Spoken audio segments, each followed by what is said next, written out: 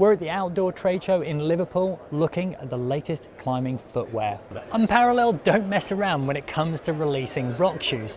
And this is the Orbit, which is just being shown at this show, and it's going to be available within the next month. So the big thing, the first thing you notice about the Orbit is its chiseled toe box. This is designed to be worn with your toes very much knuckled up to the very end. As a result, this is designed with edging in mind, because you're going to have all that power coming over the top of your big toe. This is something I'd say is suitable for edgier rock types. So whilst you're bouldering, things like limestone and rhyolite, mountain rock, or for top-end sport climbing. It has 4.2 millimeters of Unparalled's RH rubber. That's their firmer compound, so again, better for edging.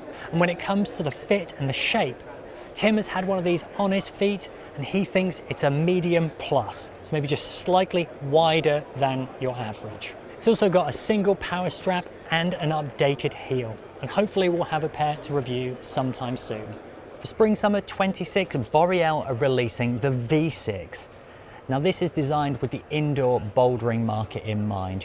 You could quite easily use it outdoors, but as an indoor circuit shoe, and for someone who is the first time buyer, this is pretty much perfect. It features the same last as their incredibly popular Joker. Now the Joker is a really good choice for those who are looking to go outdoors, sport climbing or trad climbing, but this is very much the best bouldering option. When it comes to its DNA, it's pretty simple really. It's got quite a forgiving last in terms of its fit. I mean, one of the best things about the Joker was that it fit almost everyone. And the adjustment comes in the form of a single power strap. Now, as is the modern way within climbing shoes, it has a big toe patch. So if you're toe hooking, it has that available for use, which has become something that, whilst previously an advanced technique, is now just standard whenever you go indoor climbing. On the base, it features Boreal's Zenith Quattro 2 compound. So their Zenith Quattro is their more durable compound. Zenith Quattro 2 is a development of that. It's still got that durability, but it's significantly stickier than the original Quattro. And it's a really good blend for people climbing indoors, because indoors tends to be where you wear out the shoes the fastest. Now, in addition to this, it's got between 4 and 4.5 mil of rubber, which is quite a lot more than most brands use. Maybe gives it a slightly stiffer feel immediately, but in terms of longevity and at £95, I think you're going to get a lot out of these shoes, and there is a higher volume and a lower volume available. When Scarpa released the original Furia Air, it was one of the lightest climbing shoes on the market, and that still hasn't changed. What has changed is its fit, and it now features the same last as the Drago XT, which has been extremely popular.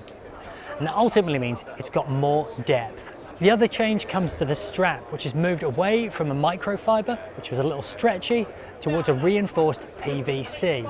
Now the long and short of that is that basically it won't have as much give, so you can get a more precise fit.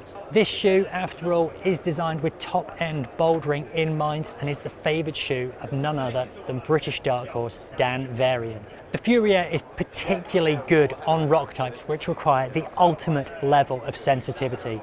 So think things along the lines of sandstone and gritstone, because you can feel each and every grain underneath your toes in these. For Spring/Summer 26 is the new La Sportiva Skwarma Lite. For those people that have progressed beyond beginner, but just don't want to take the full step all the way up to the brilliant but very aggressive Skwarma, the Skwarma Lite fills this gap. It's that shoe that is great for all-round intermediate performance, but comes with a few bells and whistles that'll just help you develop your climbing. The Skwarma Lite is on a performance last, but comes with a lower profile toe box. So that just means that you're not going to be really knuckled up and it's not going to be over aggressive on your feet. The base of the shoe is a 2-part split sole and comes with La Sportiva's Friction X rubber. The Skwarma Lite actually comes in 2 versions, a high tension version and a low tension version, depending on your weight. For us, these look like a great shoe, and actually we really look forward to reviewing these next year. This is the new Tenaya Aruma. This shoe was actually previewed by Alex Magos in a video recently, so it's pretty exciting to see it in actual reality. This is a new super soft comp style shoe from Tenaya, and sort of the first shoe to come out of Tenaya in a very long time. It has a split 2-part sole, Vibram XS grip, a very sticky, supple toe patch, a power strap, and what generally looks like a very modern and sort of indoor comp style shoe. When it comes to fit, it's a Tenaya, so in general it's going to be like quite a low volume and probably a medium to more narrow fit. And this actually looks like it's got less volume than the Tenaya Mastia. These are, hopefully, according to Tenaya, available from October. For Spring/Summer 2026, Ocun are bringing out and updating their Jett collection. Now the Jett LU and the Jett QC are existing models. Now they're going to get a slight facelift. Look a bit nicer as a result, but still offer that same level of performance. Now this is the Jett S, and this is focused on the indoor market. Although from having looked at it, it would be similarly suitable for outdoor use, particularly bouldering. Now the common feature between all of these is their fit. They all have the same all-round last that Ocun use. So the idea being is it's medium width, medium volume, and designed to fit as many people as possible. It's not overly asymmetric either, so it doesn't feel too uncomfortable. In fact, it's designed with a degree of comfort in mind. On the sole, it features Ocun's Cat 1.5 rubber, which is their stickiest compound. So to summarize, you've got the Jett S, which is their slipper, indoor, boulder-oriented model. You've got the Jett QC, which is designed with more sport in mind, and the Jett LU, which is designed more with trad in mind.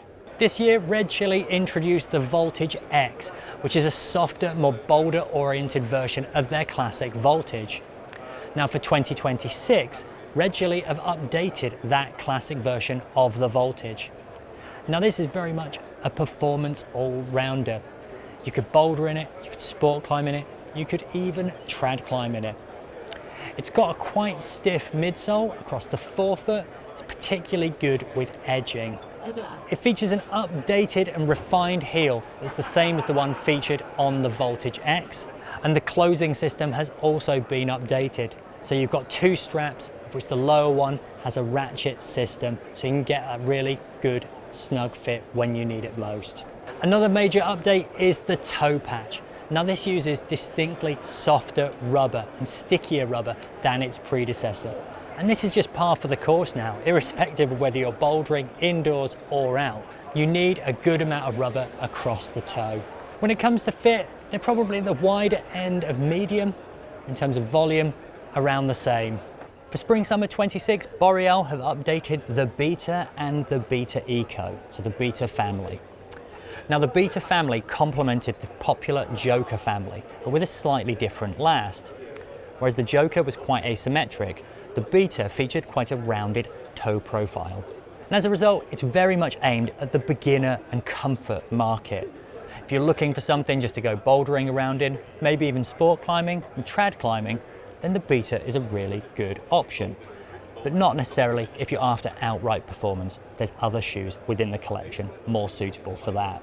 Now the Beta's big update is that it has now got a lining on the inside of the shoe, which gives it a more plush, comfortable feel when you put it on. That comes in at £95. Now the Beta Eco used to be a little more expensive than the Beta, but it is also now £95. And the big thing about the Beta Eco is the percentage of recycled components within, both in terms of the uppers and the sole unit. Between the two, you've essentially got a choice of whether or not you want comfort, or whether or not the ethical and environmental and sustainability side of things matters more to you. And there's a higher volume and a lower volume available in each as well. Spring/Summer 26, Scarpa have updated the Helix in both a lace and a V format. Now the Helix is designed with comfort in mind.